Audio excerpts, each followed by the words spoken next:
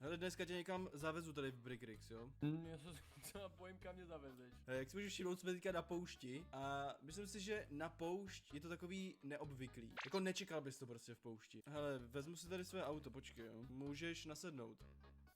Hele, do toho asi úplně nenasednu. Pojď, naskoč si. Co to je za vrak, kde jsi to vyšťoural? Neboj, pojď, ty moc neumíš skákat, viď? Jo, ty budeš se mnou sedět, jo?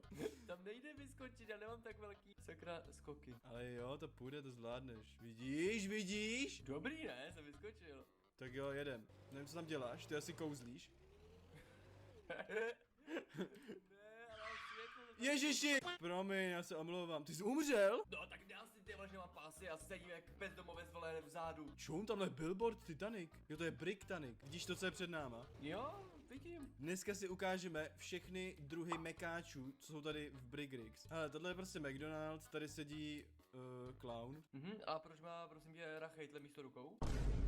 To nejsou rachejtle. Tak co to je, jaký vrták? Hele, jsme v Lego světě, co bys čekal, prostě vypadá to jak trošku ostrouhaný tušky, ale to je fuk. Na to, že je tohle to Lego svět, tak si myslím, že dobrý. Chceš jít dovnitř se podívat? Jo, jakoby rád bych si objednal třeba trojitýho cheeseburgera, ale tady asi nebude obsluha. Počkat, nám jede auto. Kam jde? Uj. Nemusel si tam sedat.